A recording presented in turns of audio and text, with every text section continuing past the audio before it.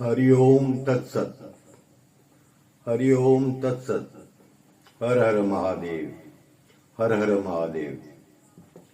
यह मेरी सोच का पार्ट 3 है। वैसे तो मैं बहुत कुछ बोलना चाहता हूँ सनातन के ऊपर।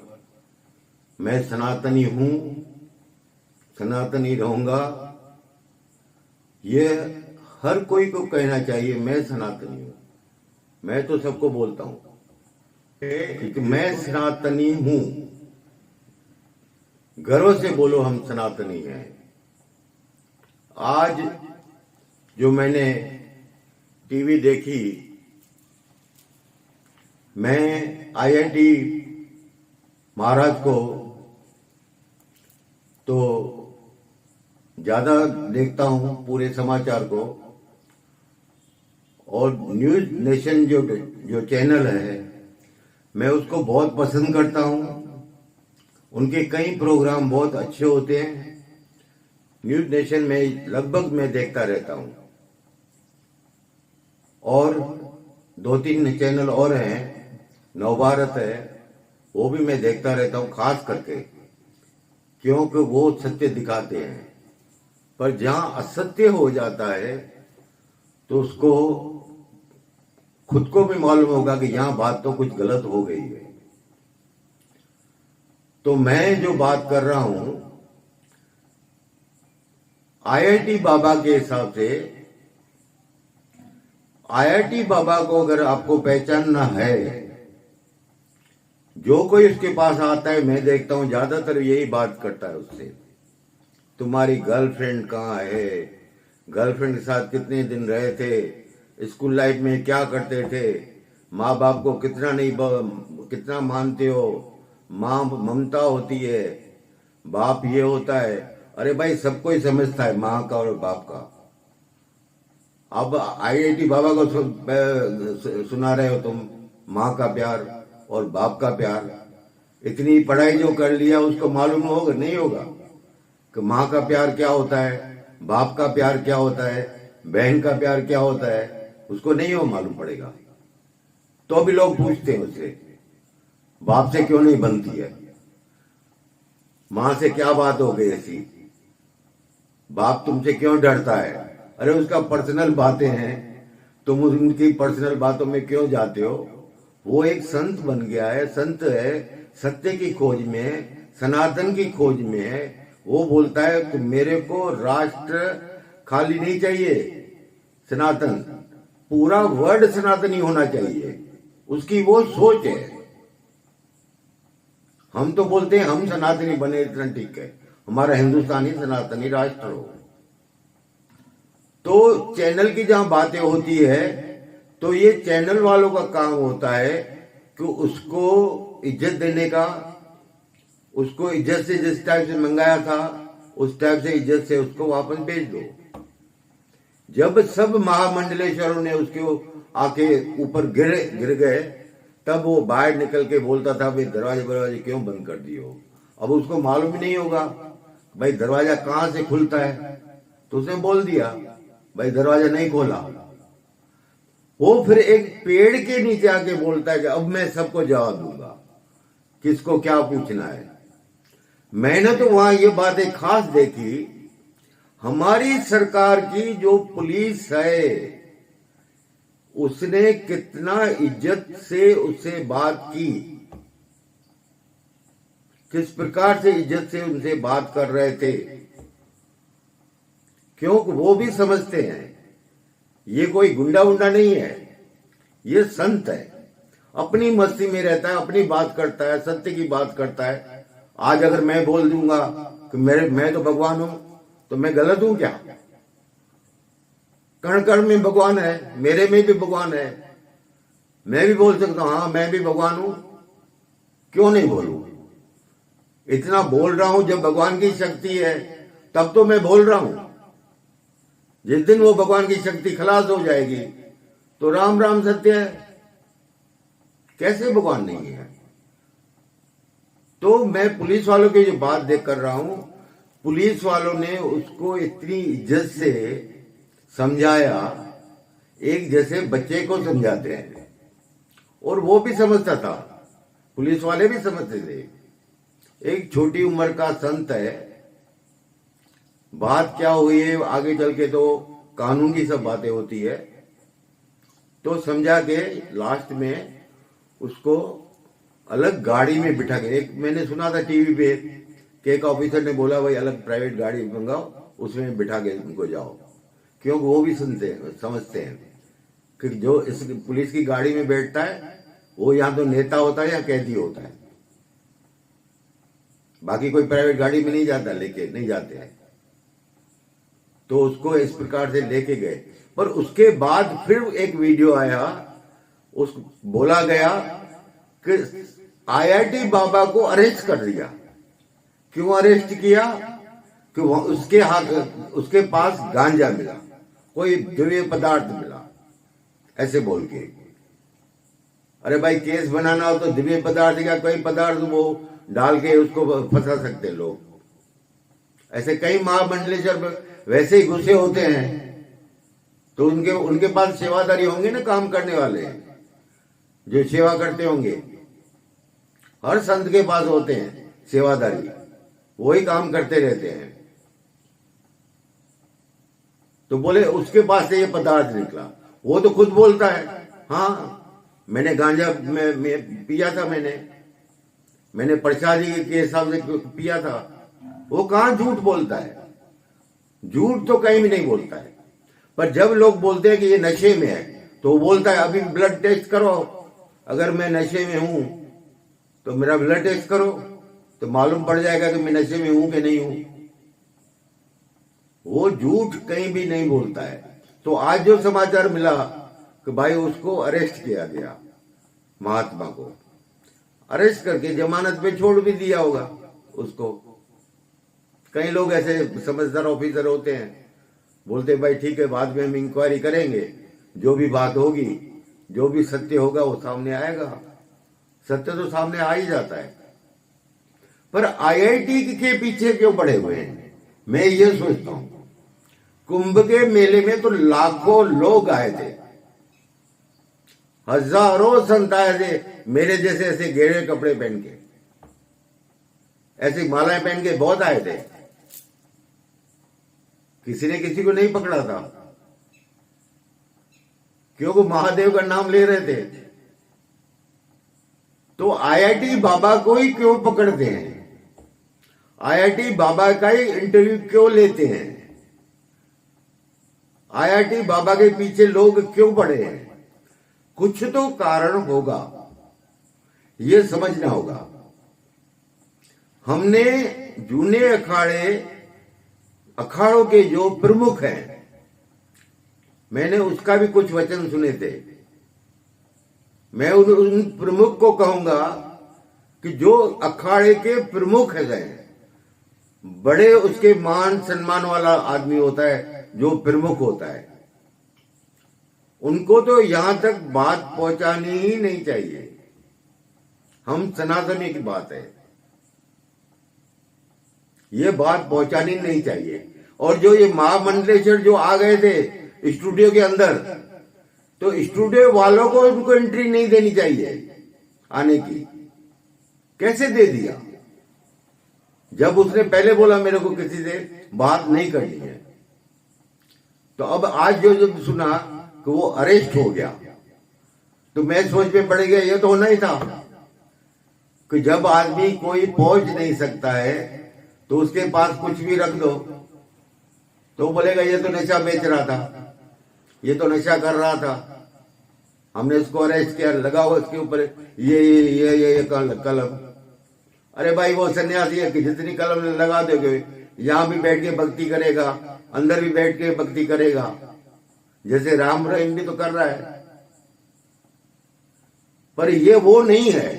मैंने आपको पहले कहा था, इस महाकुंभ में जो हमको मंथन करने से हीरा मिला है वो आईआईटी बाबा हैं, पढ़े लिखे बाबा हैं। मैं तो कहूंगा कि जितने भी होने चाहिए, जो हमारी मीटिंगें होती है उससे सब पढ़े लिखे लोग चाहिए। पढ़े लिखे लोग होंगे तो ही सनातन राष्ट्र बन सकता है।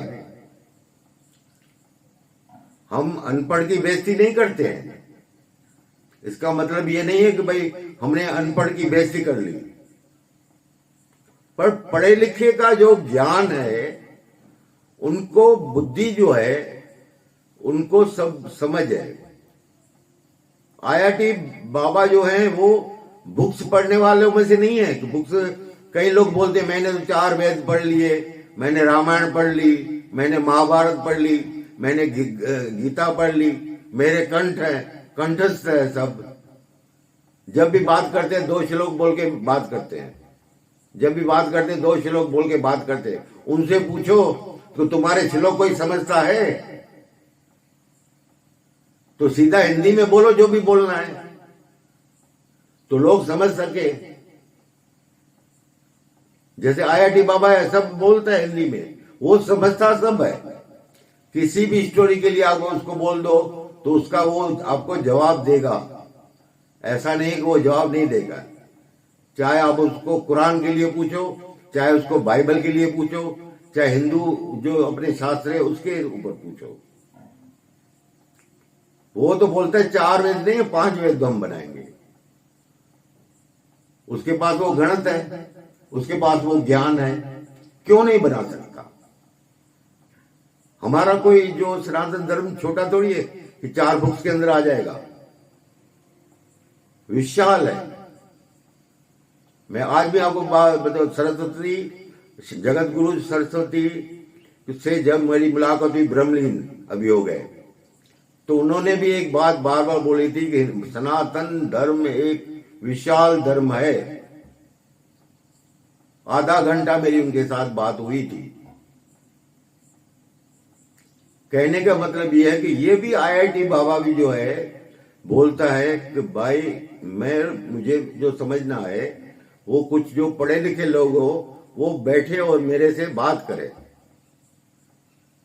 तो जब आज सुना कि वो उसको तो कुछ नशे की पदार्थ बोल के और उसको पकड़ लिया, फिर छोड़ भी दिया। हाँ, कानून अपना काम करेगा। अगर वो गलत है तो कानून कहेगा ये गलत है, अगर सत्य है तो कानून कहेगा पर सत्य है। पर अब अभय सिंह वो कोई अनपढ़ आदमी नहीं है कि वो चीज को छोड़ देगा।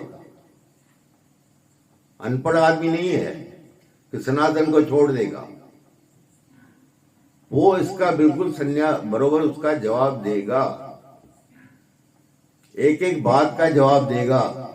और उसने स्टूडियो के अंदर भी बात का जवाब दिया कि मुझे मालूम था तुम लोगों का प्लान क्या है, मेरे को बदनाम करने का तुमने जो ये प्लान बनाया वो मुझे मालूम था कि तुमने ये प्लान बनाया है। वो पहले बोलता है, ऐसे नहीं कि वो नहीं बोलता है। तो आज जब हमने सुना कि उसको अरेस्ट कर दिया गया तो ये सही नहीं है। यह हम सब संतों को मिलके इस बात को समझना चाहिए। खैर वैसे तो हमारे योगी हैं, आदि से आदि योगी बहुत शख्स पहुंचे हुए हैं, तो सब बात को समझते हैं। ऐसी बात नहीं कि वो नहीं समझते हैं। पूरा जो लोग जो ये महाकुंभ के अंदर जितना भी हुआ, इतना जब उसने संभाल लिया है तो अभय सिंह को भी संभाल लेंगे। ऐसी बात नहीं कि नहीं संभालेंगे। उनके पास तो ऐसे संत कहीं आते होंगे। वो योगी है और वो मोदी है।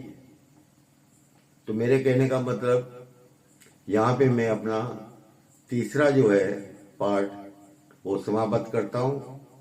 अभी पार्ट 4 में आगे का बताऊंगा कि पार्ट 4 में क्या है। पर फिर भी मैं आपको ये बात बताता हूँ, आईआईटी बाबा को समझना है तो वो तो अपने मुख से सत्य बोलता है। न मैं योगी हूं, न मैं त्यागी हूं, न मैं सन्यासी हूं, न महात्मा हूं। मेरे को कुछ भी बोल दो, अभय बोलो, आईआईटी बोलो, जो भी बोलना है बोलो। तुमको क्या पूछना है खाली बताओ। और कुछ भी नहीं बोलता है। हम उसका नाम बदनाम कर रहे हैं। मांस खाता है, नशा करता है, वो करता है। अरे भाई, नशा करने वाले तो बहुत पड़े हुए हैं। आपको जब देखना हो तो कभी देख लिया करो। कावड़ यात्रा निकलती है कभी, तो रास्ते में कितने लोग पड़े हुए हैं ऐसे, कोई कुछ नहीं बोलता है। सबको मालूम है ये कुछ मादक पदार्थ पी के सोया पड़ा है, आराम कर रहा है, कोई भी कुछ नहीं बोलता है। और ये तो सन्यासी है। ये बोलते हैं हम जब तंत्र साधना करते हैं, उस तंत्र साधना के आगे जो भी हमारी बातें होती है वो होती है। जैसे अघोरी के अंदर होती है तो अघोरी कहते हैं। तो हम कोई मनुष्य का मांस नहीं खाते, लोगों ने हमको बदनाम किया है। हम मनुष्य का मांस खाने वाले नहीं है। पर जो समझता है वो सही समझता है। कभी भी संत लोग ये नहीं कर सकते हैं, पर कहीं बोलने वाले बोलते हैं और वो तो अघोरी है, वो सुन लेते हैं। अगर ज्यादा बोल दिया तो वो चिमटा को चलाने में उनको देरी नहीं लगती है। वो तो हमारे महायोद्धा हैं हिंदुस्तान के। ऐसे समझो हमारी एक सेना है, नागे भाव की एक सेना है। और हमारा सनातन धर्म के हिसाब से सनातन राष्ट्र जब बनेगा तब ये सेना बहुत काम आएगी। साधु संत यहाँ पे तो बाकी कथावाचक तो अभी तो बहुत हैं। किसी भी कथावाचक बोला, अभी धीरेन्द्र शास्त्री ने अच्छा काम किया कैंसर हॉस्पिटल बना के। ऐसे ऐसे महात्मा भी हैं जो बोलते जो कथा में से मिलेगा हम उसके लिए हॉस्पिटल बना लेंगे, फ्री में इलाज होगा। तो पढ़े लिखे जो लोग होंगे धीरे धीरे आगे आएंगे, ये सब चीजें होगी जो पढ़े लिखे होंगे। बाकी देने वाले तो यहाँ पे दातार बहुत है हिंदुस्तान में, करोड़ों रुपया देने वाले हैं। ऐसी बात है नहीं है कि भाई नहीं दे सकते, पर कोई आगे चले, आगे निकले। अभी जो संत निकल रहे हैं, भाई हम सनातन राष्ट्र को बनाएंगे। धीरेन्द्र ब्रह्मचारी जो है, हम धीरेन्द्र महाराज जी बोलते हैं ना, यंग है, वो भी यंग है, तो यंग का काम है। अभी वो बुजुर्ग लोग अगर बोलेंगे हम चलेंगे यात्रा करने, तो हम यहां से 50 कदम नहीं चल सकेंगे तो यात्रा कहां करने जाएंगे उनके साथ? हम यात्रा नहीं कर सकते हैं।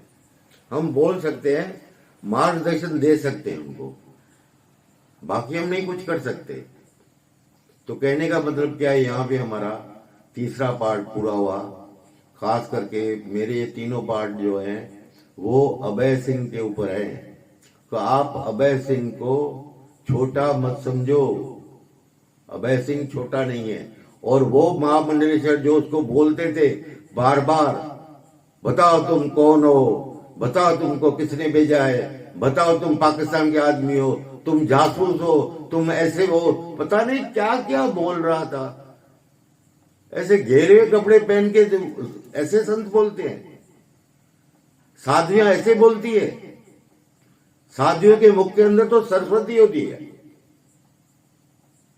हमने कई बार उत्तमबरा को सुना है, एक एक घंटा सुना है, ऐसे लगता है कि बैठे रहो सुनते रहो उनको।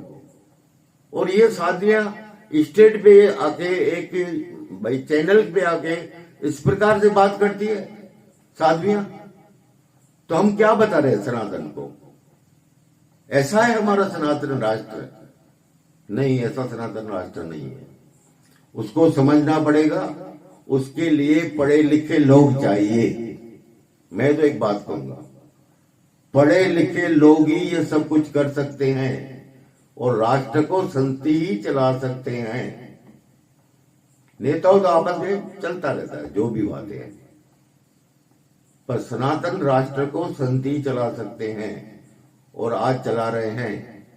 ऐसे कई संत हैं, मैं पार्ट 4 में आपको फिर बताऊंगा तो कितने संत हैं हमारे काम कर रहे हैं, जिसको हम मानते हैं, पूछते हैं।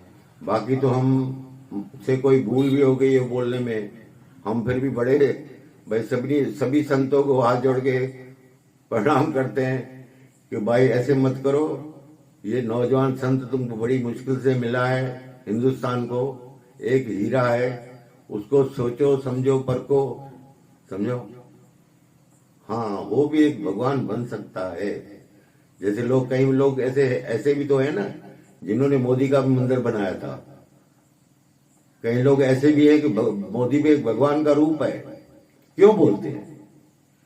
भाग्यवान जिसके कर्म अच्छे हैं वही भगवान है। योगी तो वैसे ही योगी है, उनको तो कुछ बोलने की कुछ जरूरत ही नहीं है योगी को। तो मेरे कहने का मतलब ये है कि आईआईटी बाबा को सत्य बोलने की आदत है, झूठ वो कभी बोलता नहीं है। जो समझेगा वही समझ सकता है। खास करके जो एंकर लोग, अब उसको मालूम पड़ गया है, कभी भी जो चैनल वाले अगर एंकर लोग आएंगे वो समझ आएगा इन लोगों की ज्यादा इज्जत करने जैसी बात नहीं है। वो तो अपने ढंग से भी अपने यूट्यूब में डाल सकता है उसको जो डालना है, उसको कोई जरूरत नहीं है।